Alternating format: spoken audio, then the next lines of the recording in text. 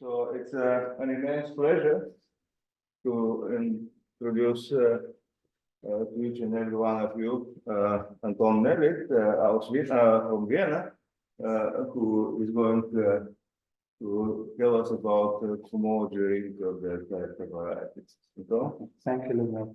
Thanks for the invitation. So let's see. Better use this.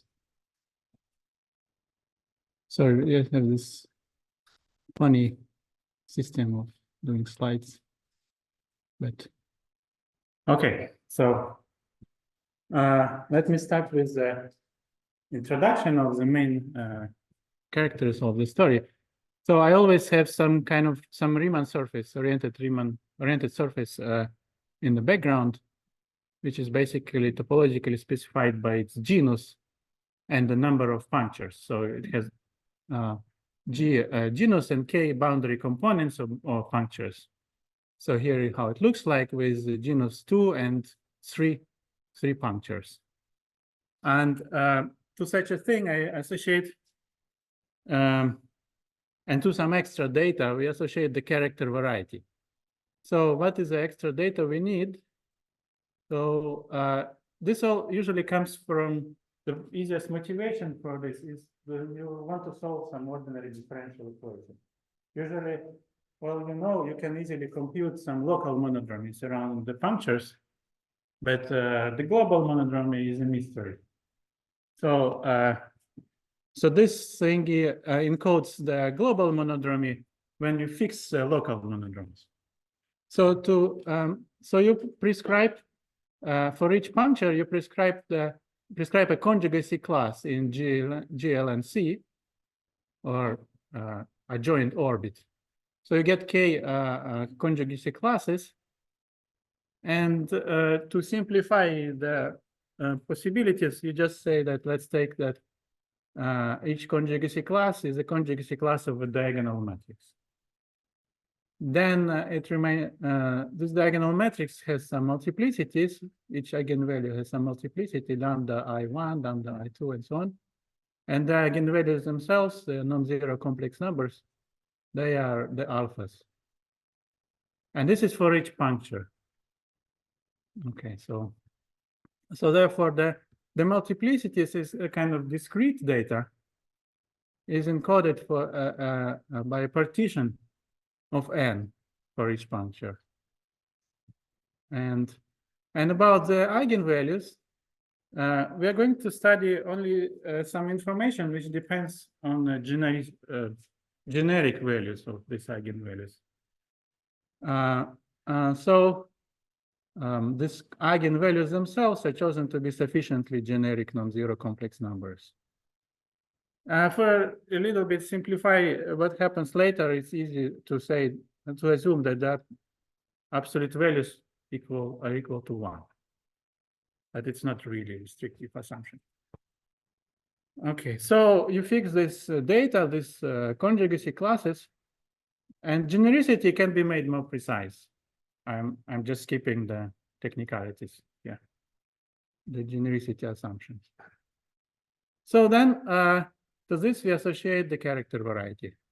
So it parameterizes representations of the fundamental group of the surface, satisfying the condition that for each puncture, the small loop around the puncture belongs to the corresponding conjugacy class. In other words, for instance, you say that the I's monodromy matrix is diagonalizable with given eigenvalues, given multiplicities. Right, and as always, we consider such representations up to conjugation. Okay, so this turns out to be always an affine algebraic variety, because you can parameterize. So the functions are traces of various elements of the fundamental group, and it is well known if you take sufficiently many elements and the traces, you embed this variety in the affine space.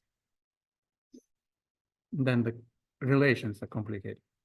Okay, so the basic non-trivial thing about this variety is that it admits some other description. It's some kind of linearization of it, because this variety is kind of multiplicative. But this is sort of additive. So this is this non-abelian Hodge correspondence that was already mentioned in Oscar's talk by Hitchin, Simpson. So like first ideas Hitchin, then Simpson generalized and correlate. So yeah, these three people. And so if we denote this character variety by xb, b for Betty, then a new variety is called denoted xd for Dolbeau. And it parameterizes the following things. So first thing is that our Riemann surface now should be endowed with a complex structure. So it is an algebraic curve. And then we can study complex holomorphic vector bundles on the curve. So this xd parameterizes triples. First thing in the triple is just a complex vector bundle on the curve of the same rank as this original thing, and certain fixed degree. I forgot to mention the degree, but it is somehow. Okay, let's omit this for now. Then there are, for each puncture, you're supposed to have a flag, partial flag. So I write filtration. Fij is a filtration on the fiber of the complex vector bundle at the point Si. The steps of the filtration are governed by this partition that specifies the multiplicity. Okay, so that's just the filtration for each puncture. And finally, there is theta. What is theta? It's a twisted endomorphism of the vector bundle. So it's twisted by the canonical class and by all the punctures, by the divisor corresponding to the punctures.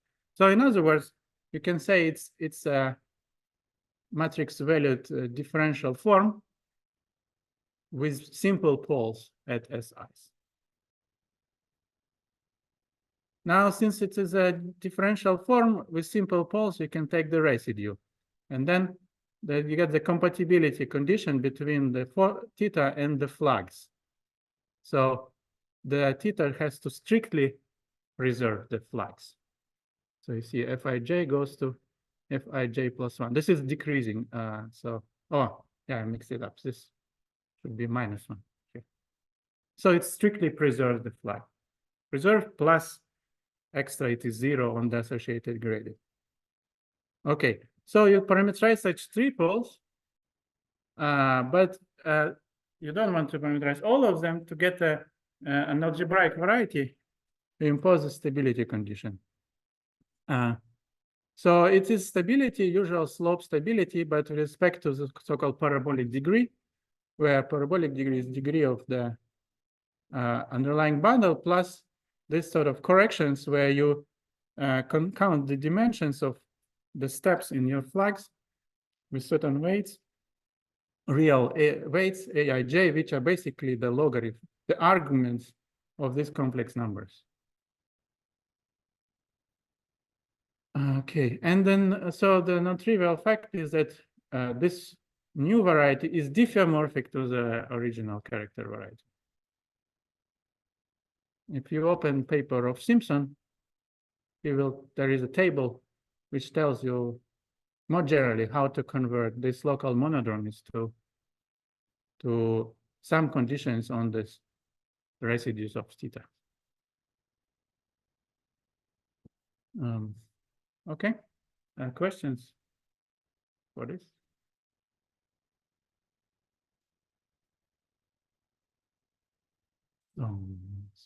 Okay. So these are the main objects. And what do we want to understand about them?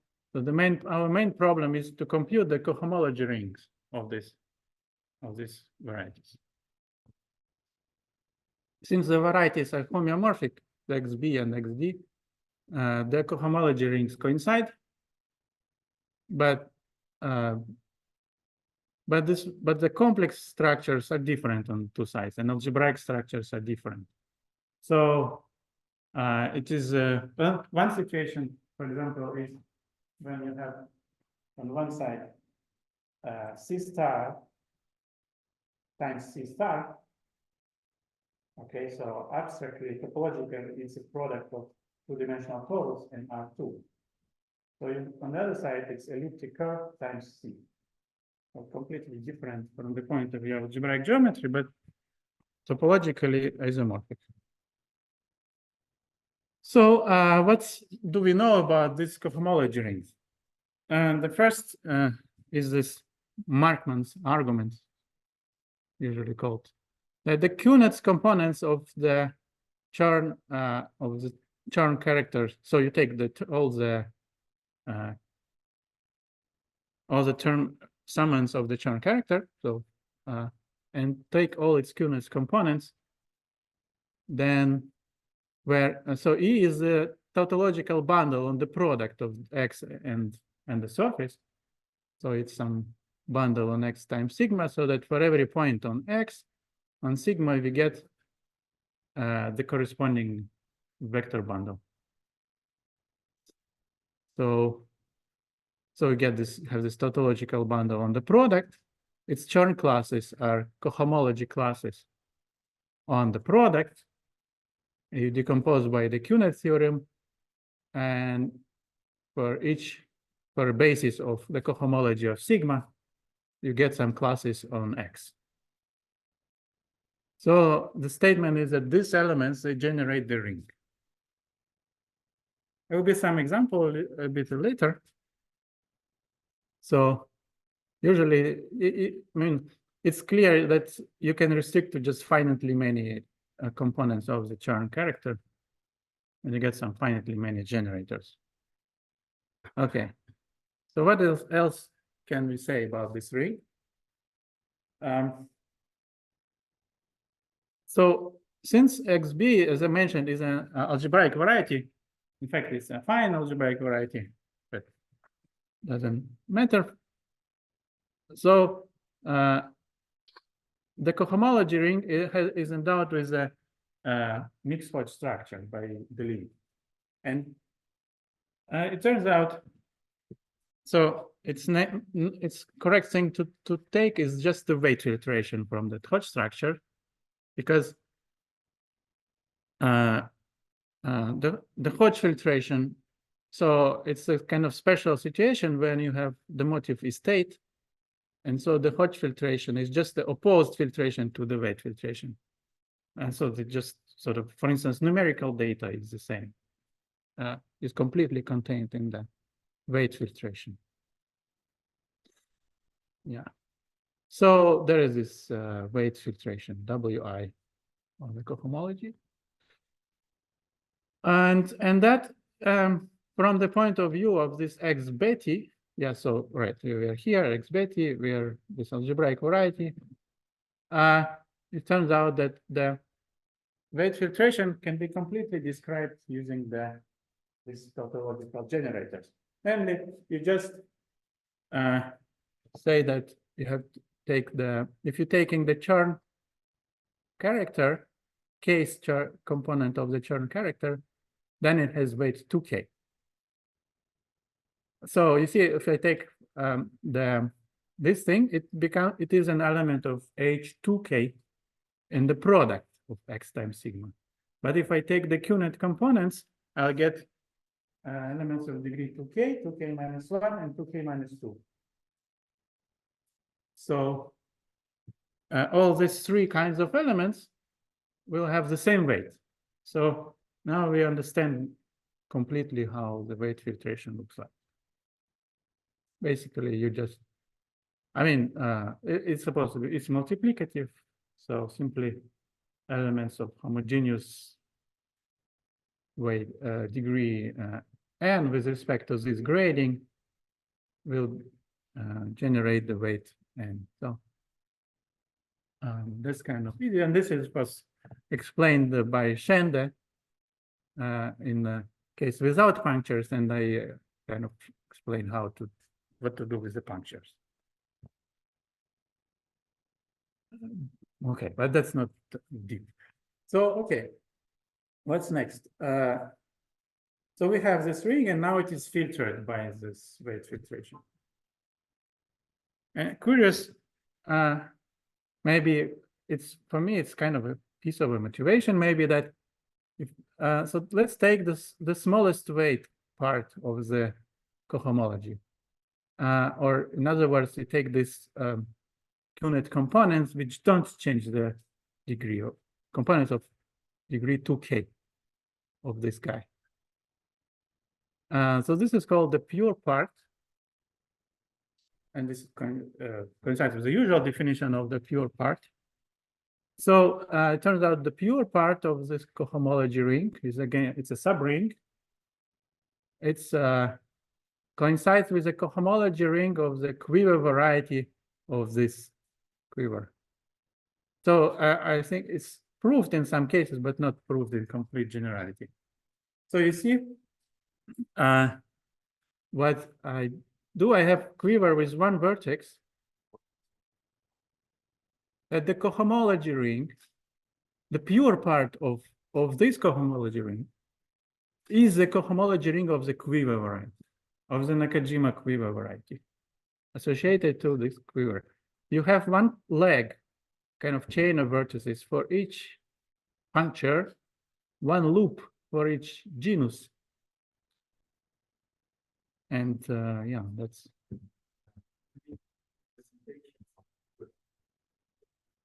the space parametrizing representations of this quiver. You get them from the partitions. So the vertex, the central vertex has dimension n, the same as the rank. And this jumps of dimension, the dimensions decreases, and the jumps are given by the same partitions. And actually, there is some explicit algebraic way to write down for each representation of this quiver to write down a system, an ODE. And so there is some correspondence between them. So can you just put different modular spaces with the same quiver variety?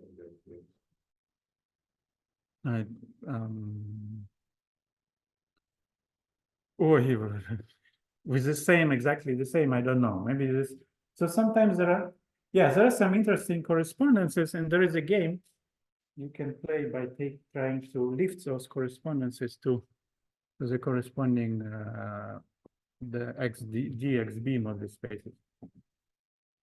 So sometimes you have some different quiver varieties being isomorphic, and usually it's a hint that the corresponding bigger things are also isomorphic. So then the system of linear differential equation formula can it be connected to a seamless limit of gas and speed? Sorry again? This connected so to? You said that there is a system of differential equation associated with the quiver. Yeah. Can it be seen as a limit of gas and speed? But this corresponds to the case. So you have, there is also the RAM version of all these spaces, but you don't get the whole thing. You get only ODEs, usual kind of ODEs, which means that the underlying, so you have a D module, but the underlying bundle is trivial. It's some open subset in the whole DRAM moduli space. And so you can get a map in one direction in this way, or between cohomology rings. But and the question is to prove that it's precisely isomorphism on the pure on the pure part. So this is the conjectures formulated in a paper by Hausel-Letellier-Rodriguez-Villegas. So that's another piece of data. So if you think that quiver varieties and all the Katz polynomials are interesting, then this is somehow upgrade of that. The story I'm talking about is strictly bigger than. Okay, so So I mentioned that there is a weight filtration. Now let's explain this P equals W thing.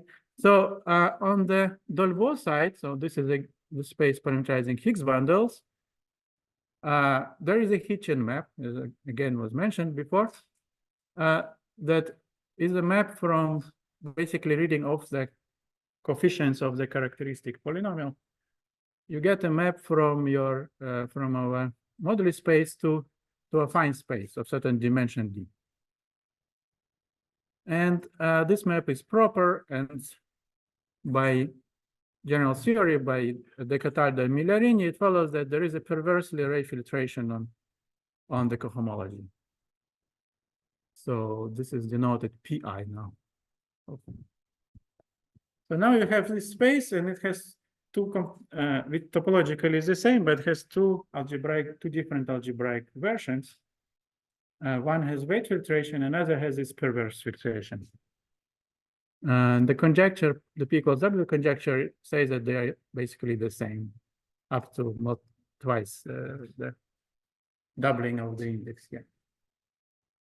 So that's the P equals W conjecture.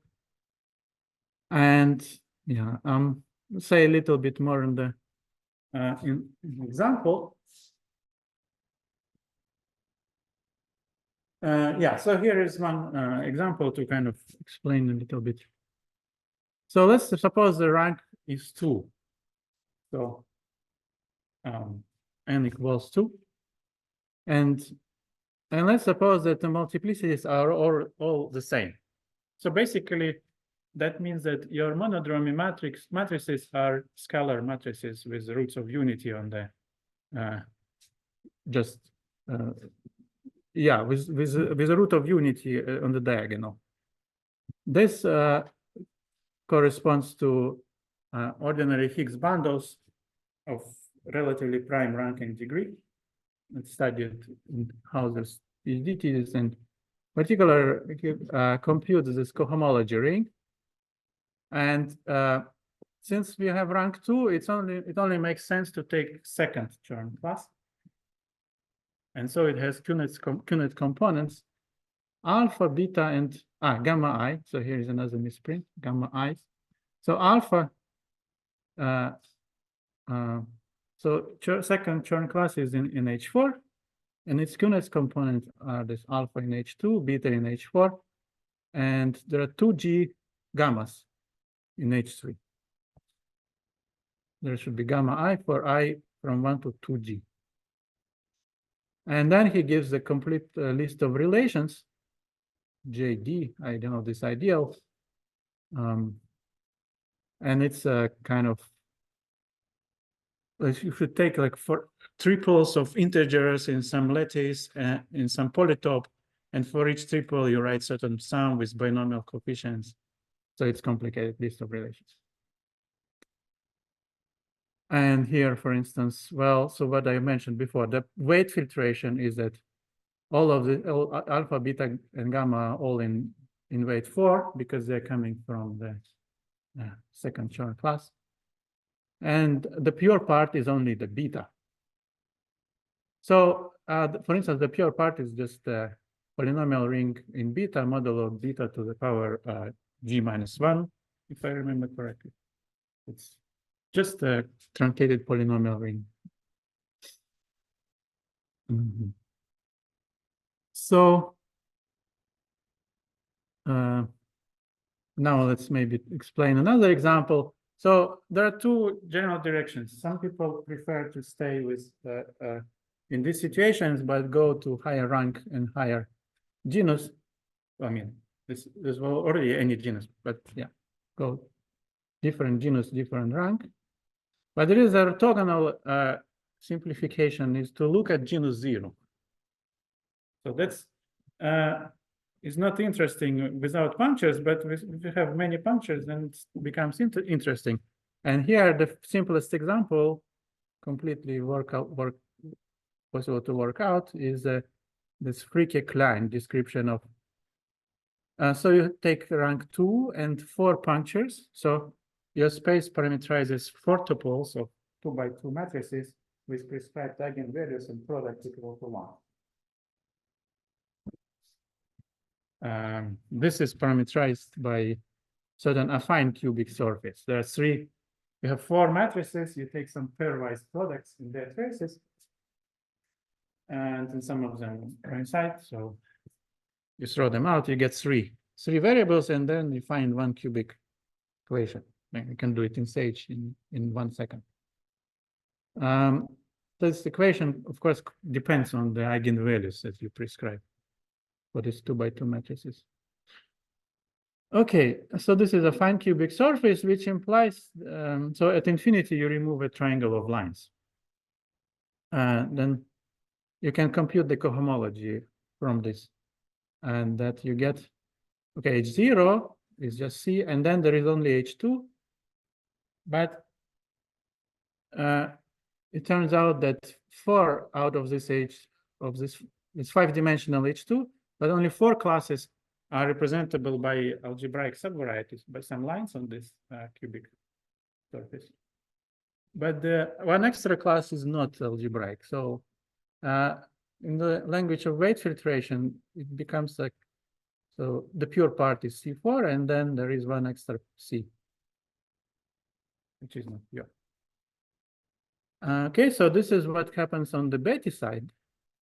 But on the Delbo side, when you compute this moduli space of Higgs bundles, you get, like basically you get just an elliptic curve, but this is, you have 4 punctures, so it's double cover of the P1 unified at this point. But it's not a trivial family, it's a little bit twisted by -1 maybe. And there is a special fiber which has this picture, P1s, diagram of P1s. And the Hitchin map, yeah, so this is a Hitchin map. The base is C. The total thing is complex dimension 2, real dimension 4. And you can also see here that somehow this picture distinguishes 4 classes. So there are 5, you see there are 5 P1s, but the sum of them can be deformed away to infinity. It's a class of the fiber which can run away to infinity. So you get 4-dimensional cohomology coming from this P1s. And then there is another cohomology class coming from certain section of this Hitchin map. So you see that kind of this picture distinguishes these 4 classes which are over a point and one class which is more horizontal. And then the P equals W conjecture precisely tells you that there should be this C4 here and 1 here. Okay, that's the examples. Any questions? Can clarify something here? Okay. Okay, so right. So what else we can do? I explained this P equals W conjecture, and we remember we want to compute this cohomology ring in all possible situations. So one progress towards this was in the paper by Hausel-Letellier-Rodriguez-Villegas. Namely, they gave a conjectural formula for the mixed Hodge polynomials of all the spaces, all ranks, all number of all genera and so on. So, so what is the mixed Hodge polynomial? You have the cohomology ring, cohomology degree, and you have the weights. As I explained, the Hodge filtration is not interesting. It doesn't give you any more numerical information. So just the weight filtration. So you have these 2 degrees. You can encode them in 2 variables, Q and T. But turns out that it makes sense to encode them slightly in a funny way. For instance, Q corresponds to the negative of the cohomological degree and certain normalized in a certain way. But all I can just tell you that this thing, this cohomology ring produces Q plus T plus 4.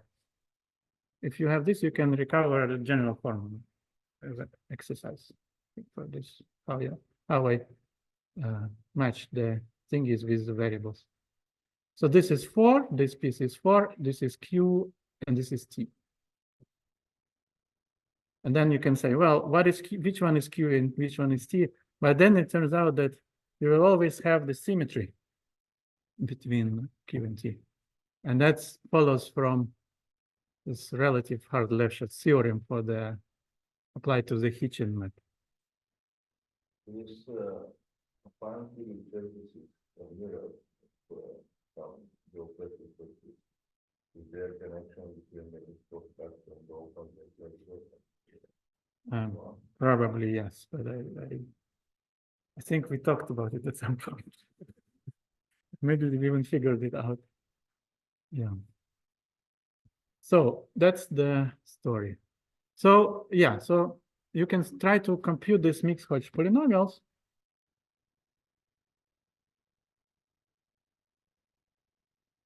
And I get this conjecture that. So this conjecture of Hausel-Letellier-Rodriguez-Villegas. We have a big formula. On the left, so what is fixed? K and G are fixed. The number of punctures and the genus. And here we have this mixed Hodge polynomials of this character varieties, where you go over all ranks. So rank is not fixed, and the partitions, multiplicity partitions are not fixed. So you go over all K tuples of partitions of all sizes, but partitions in a K tuple have the same size. Okay, so this is the thing. Now you weigh it with something, and you use symmetric functions. So whenever you have tuple of partitions lambda 1 up to lambda k, for each puncture you introduce a sequence of variables. So this is my xi's. Xi is actually a sequence of variables, xi1 and so on. And you take the monomial symmetric function of the corresponding xi. So you see now you have these weights. So and so you have this infinite series in Q, in T, and in the xij's. And then you have to multiply it with a simple rational factor in Q and T, and take politistic exponential. Now I will explain what it will be just in a little bit. And on the right hand side, you write this so-called Nekrasov partition function. So this is simply sum over all partitions. Not before we had tuples of partitions. Now we have just single partition lambda. And then you take some functions. If you remember, we have k infinite sequences of variables. You evaluate certain functions called modified McDonald polynomials. And that comes with a weight. And this weight is yeah, so I don't explain. So we have this partition lambda. We go over all cells of the partition. For each cell, we measure the so-called arm length and leg length. And we take this factor. So in combinatorics, this quite often it appears. So this is the right-hand side. And yeah, so what I didn't explain, the variables are, you have each x exactly infinite sequence of variables. This h lambda is the modified McDonald polynomial. You can, for instance, ask Sage. It will tell you which, for every partition, which polynomial it is. What is a politistic exponential? It's a sudden upgrade of the usual exponential. Namely, the easiest way to introduce it without lambda rings and stuff like that is to say that what it does to an infinite sum of monomials. And it takes each monomial and converts it into factor. So it's the thing that converts something into products. Here is an example. You can take what is politistic exponential of u over 1 minus q. And now there is a funny thing that you can expand this into positive powers of Q, you get this formula, or you expand in the negative powers of Q, you get this formula, but general theory guarantees that they are the same. Anyhow, that's the platistic exponential. So basically, some kind of infinite product controlled by this mixed Hodge polynomials should be the sum of McDonald polynomials. That's yeah. So this is this for me, I like master conjecture. And so what is known about it? That in the paper they proved that when you specialize T equals Q inverse, T equals Q inverse is very simplifying thing, because McDonald polynomials become certain modified Schur functions. These modified Schur functions actually control character theory of GLN of FQ, and that's what they use to count FQ points on the Betti side. And they deduced that the E polynomials, so-called E polynomials, are correctly predicted by this form. And my contribution is, as Oscar mentioned, is that so T equals 1 substitution gives you a prediction for the Poincaré polynomials. It's a little bit tricky because you have to take this right-hand side. You cannot say T equals 1 yet because it's in the denominator. Because here it's in the denominator. But after you take the platistic logarithm, multiply by 1 minus T, and then set T equals 1, I prove that it is a correct prediction for the Poincaré polynomials. And this is done via, so this is basically following some general strategy of Schiffman and Mosgova and Schiffman, and we are counting FQ Higgs bundles over FQ. And in the new thing here is that it turns out that affine Springer fibers for certain nilpotent matrices, which is like somehow wild situation, because usually people take generically semi-simple affine Springer fibers. This is open. It's like affine Springer fibers over nilpotent matrices. So their cohomologies are computed by McDonald polynomials in a certain way. So it's somehow new, because there was no such interpretation of McDonald polynomials before. Okay, so so this is the formula, and it's the guess that it should give you the complete mixed Hodge polynomials. It motivated a lot of research.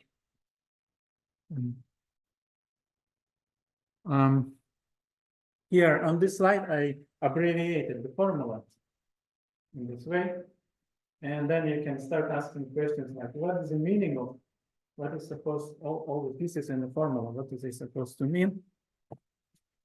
And this sort of, it's not completely sort of precise, so we kind of guessing. There is some physics maybe involved, and so the platistic exponential should correspond to passing between cohomology of the stable moduli spaces and the cohomology of the moduli stack. This is like I guess general feature by Kontsevich-Soibelman. Then this factor 1 over Rho minus Q. So why are we supposed to take the cohomology of the moduli space and multiply it by 1 minus Q? That's just because if you count correctly, if everything described nicely in this COHA language, then each Higgs bundle has a C star worth of automorphisms. So it makes sense to multiply it by the cohomology of the point modulo C star, which is just a polynomial ring in one variable whose generating series is this.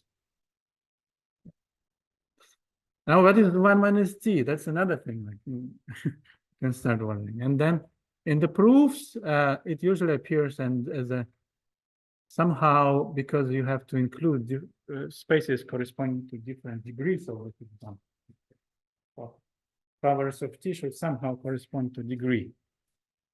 Or maybe if you write down some relations between some elements in the cohomology ring, they will depend polynomially on the degree. So it makes sense to just standard the whole thing with a polynomial ring in one variable d. So although d is integer physically, but everything is just polynomial depending on that. Okay, so that's what this. Now, what is the sum of lambdas of this? What is this Nekrasov partition function? Here it's well known what is what this kind of thing usually means. It's you have to take the Hilbert scheme of n points on C2. So as a by definition, this is the ideals in the polynomial ring in two variables of codimension, fixed codimension n. So studied by Garcia, Procesi, Heyman. So this space, Heyman proves that this Hilbert scheme is isomorphic to another Hilbert scheme which parameterizes Sn subschemes of C to the 2n. And so from this, he deduces that there is a Procesi called Procesi bundle in the Hilbert scheme. This is some sort of tautological bundle coming from this presentation. So it's a bundle of rank n factorial. And it has a Sn action. And its fibers are regular Sn representations. So this space has this bundle. And if you write the sum, so yeah, Heyman used this to prove this n factorial and n plus 1 to the n minus 1 conjectures by Garcia. Yeah. So, yeah. So now you have to write this thing. You have to write sum over n. Now the cohomology of some vector bundle over the Hilbert scheme. And each puncture gives you a P, this Procesi bundle. Each genus gives you the algebra of differential forms.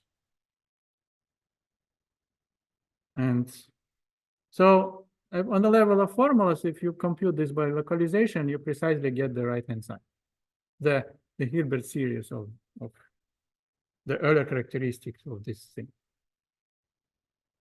So now this, I don't understand this physics behind this paper by Chuang-Diaconescu-Donagi-Pantev, but from there some geometric engineering somehow tells you what should be the way to relate this to the moduli space of Higgs bonds.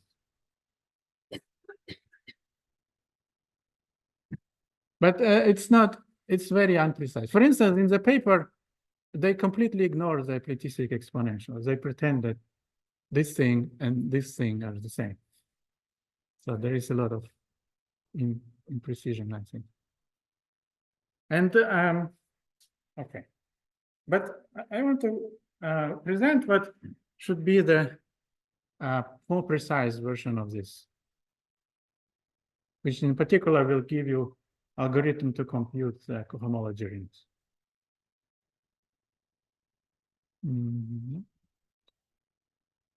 Any questions?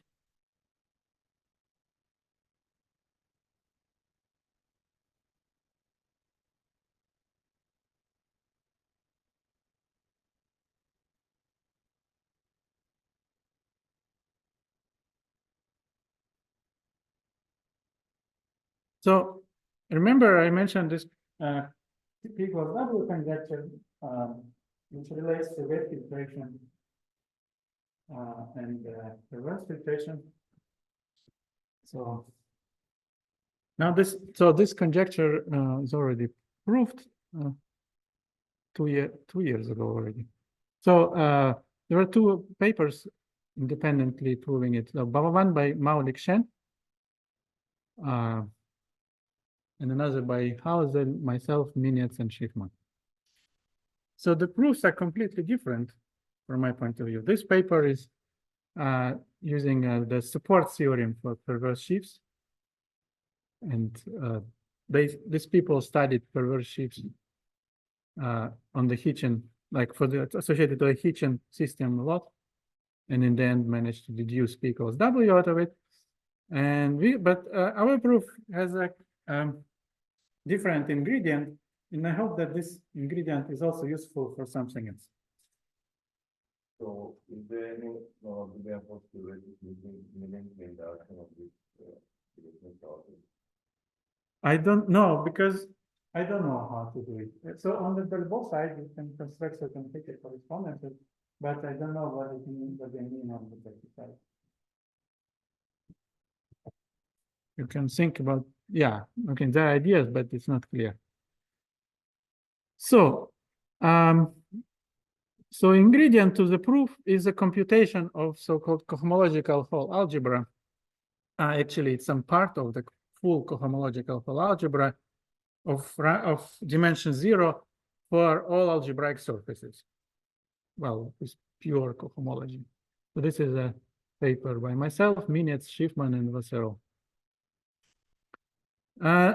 So basically, the claim is as follows.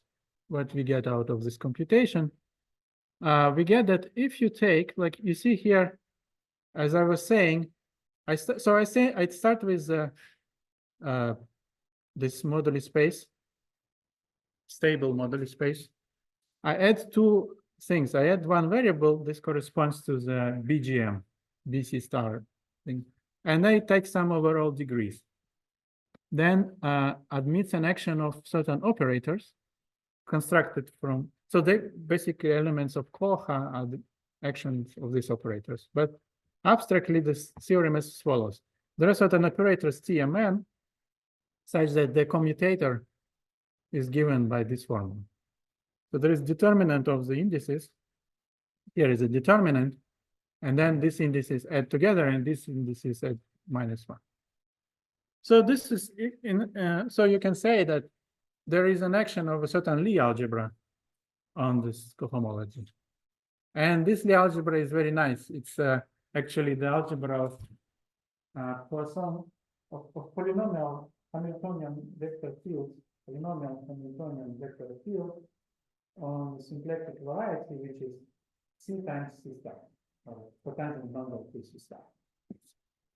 It's cute little algebra. Right. So this is what we compute. This is our COHA computation, and then we construct certain some kind of rational degeneration of this algebra. So if you studied Cherednik algebras, then you know they come in 3 versions: elliptic, trigonometric, and rational, related by certain limits. And we try to imitate this construction for this algebra because it looks very similar to Cherednik algebra. And we prove the following. So now this is, I fix the degree, but now, it fixed some base degree, but then degree becomes a variable. Arbitrary, or any other degree is just encoded in this variable D. So we switch from direct sum to polynomials in D. And then this now admits an action of other operators. Now let's call them DMN. And for instance, yeah, and the operators has this following commutation relation, which looks similar to this, but turns out to be completely different. Does this algebra play the role of algebra?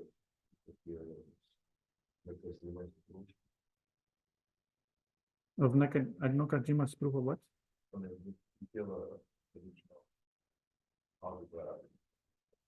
Oh yeah. So Nakajima operators, they look like these TMNs, but these are kind of different.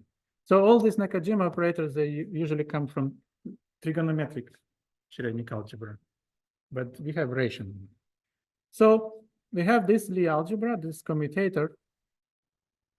And this Lie algebra is an algebra of Hamiltonian vector fields on C2. For example, here are two extreme cases. GM0 is this vector field, G0, and this vector field, and all other Hamiltonian vector fields are generated by these two kinds, clearly from the formula. So basically, you have these two kinds of vector fields. And it all makes sense in view of that previous slide, because this kind of differential operators act on basically anything you can get from the Hilbert scheme.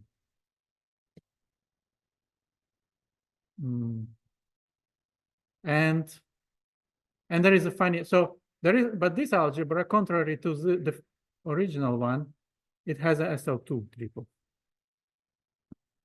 It's the operators y ddx, x ddy, and x ddx minus y ddy.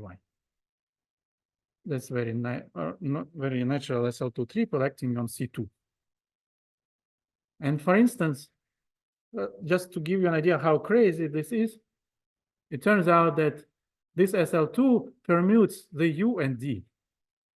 The U was the equivariant parameter, and D is this formal variable which keeps track of degrees, and they become symmetric. Okay, then if you know Langland's program and so on, it kind of makes sense a posteriori, because, for example, BC star corresponds to a character of C star, but the degree corresponds to a co-character. So, and then it all makes sense, but it's kind of surprising for GLM. And it's kind of infinitesimal Langlands. So I think for any group, it will still be self-dual, because Lie algebra, this rational version kind of sees the Lie algebra only. I mean, that's intuition. Okay, so basically the proof of this P equals W follows from just this SL2 action. So because we constructed this SL2 action in some kind of geometric way, we can see that it has to respect the perverse filtration. And then you can, linear algebra implies that the perverse infiltration is completely determined by this SL2 action. And since we know how this SL2 action interacts with the tautological generators, which are just the, I didn't say, they're just these D0Ns. They are these tautological generators. So we know completely the perverse filtration in terms of the tautological generators. Anyhow, no. So so it was nice. Construction of this algebra was nice to prove the P equals W, but there is this whole new, much more information contained in these operators, and the hope is that this new information will help us to compute the cohomology ring. And in fact,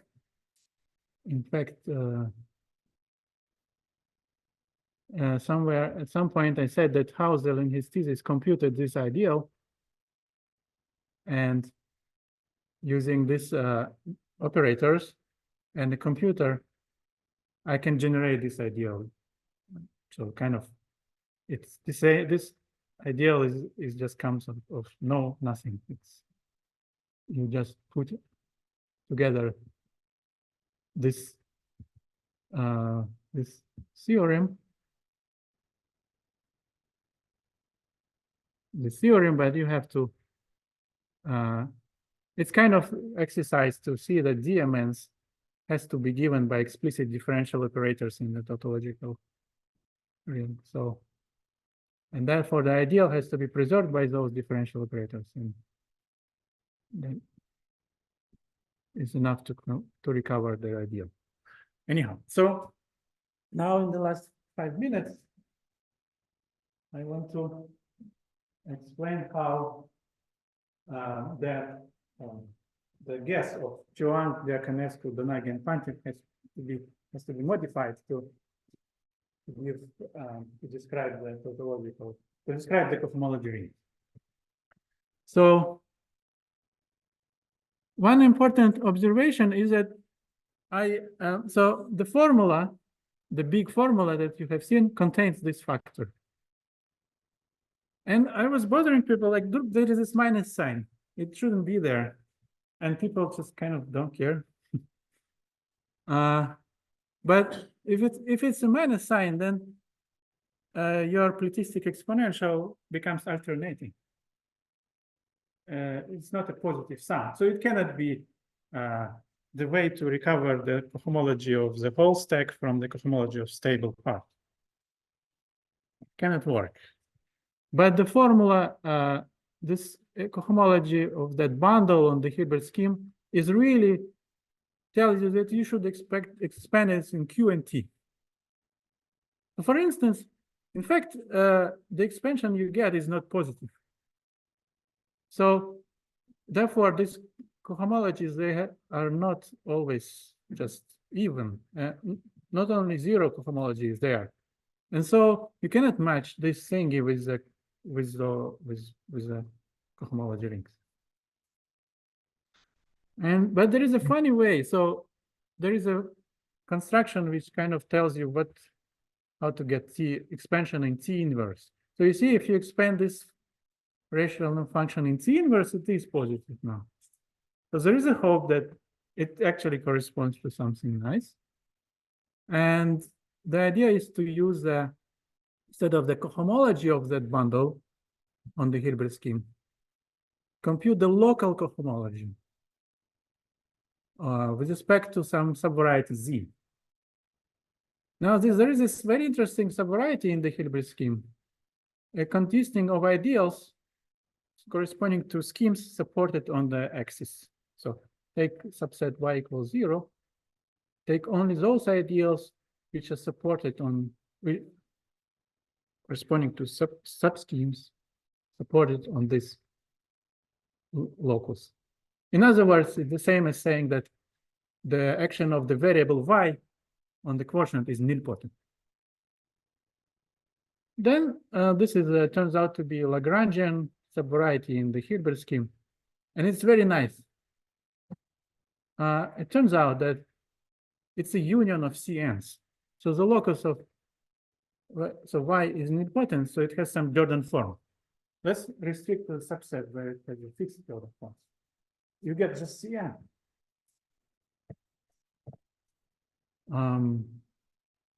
So this implies that the following theorem, that this local cohomology is non-zero only in 1 degree for any bundle actually here. You can insert any vector bundle, not just some. So you get this theorem. In Heymann's picture, so Heymann studied this, the full cohomology. He could prove some vanishing only for special bundles, but this is true for any vector bundle. And then the new conjecture is that if you take this local cohomology, then you get the Borel-Moore homology of certain open substack of the stack of Higgs bundles. Yeah, you need to replace the global cohomology by the local cohomology. But if you write some, compute some Euler characteristic and Hilbert scheme, Hilbert series, you cannot see the difference between the two, except this feature that T is replaced by T inverse.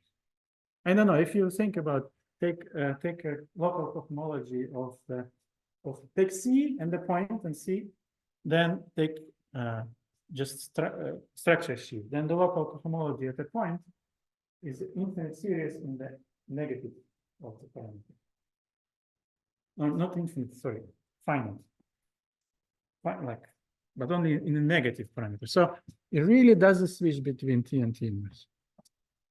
So now this is all in progress, and I am trying to prove this statement basically by analyzing both sides and maybe at some point completely proving enough properties to uniquely determine both, to prove isomorphism. No, maybe constructing web in one direction and using the fact that we know the Poincare polynomials. Okay, that's the main conjecture. And as a support for this, I did a computation.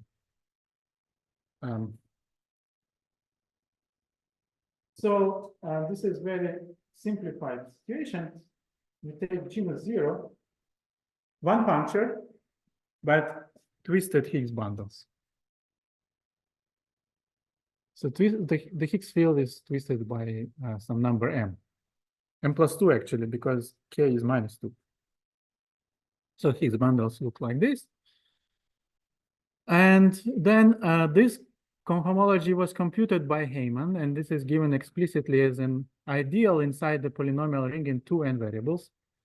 If J is the ideal generated by diagonally anti-invariant polynomials, xy, xi, yi, and you take m's power of this ideal corresponding to this m here. That's the description of this.